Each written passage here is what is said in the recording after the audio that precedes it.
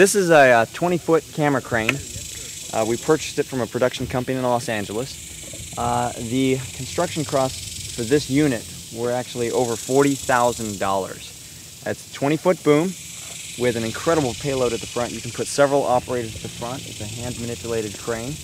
Of course, on the rear, when we have it weighted for a standard operator, it's got just over 1,000 pounds of weight overall. And we have to use these extension arms here to keep the outriggers to keep the thing from tipping over.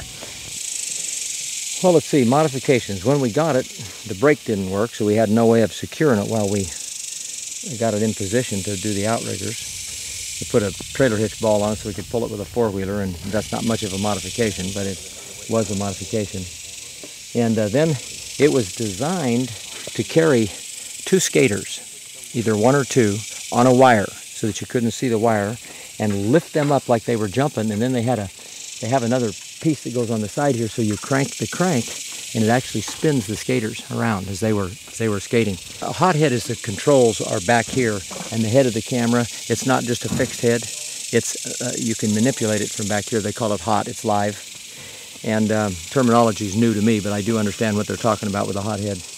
And John said, instead of a hot head, how about putting the photographer out there on the platform and let him be manipulated on the crane? Can you imagine this swinging shot we were doing right here? If we had had to manipulate that from the back end while we were trying to maneuver the crane too, it would have been difficult. As it was, the cameraman was sitting on the platform. He manipulated his camera, and it turned out to be a beautiful shot. There are many. This crane has provided many, many wonderful shots on this project, and many more projects will utilize this crane. John was really thinking when he bought this.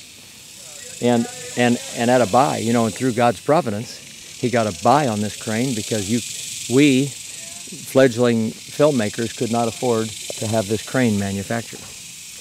They told him that it cost $40,000 to make it for that movie. I don't know how they budget out their expenses, but when I look at it and I look at the price of iron and the price of labor today, I don't think you could put this together for $40,000. And yet John got a significant decrease because they had, I guess Hollywood does that. They build certain items for certain sets and then they sell them all and start fresh on the next one with maybe some common items they keep. But this will be a common item in John's sibling series. You will see lots of crane shots. Ain't it great?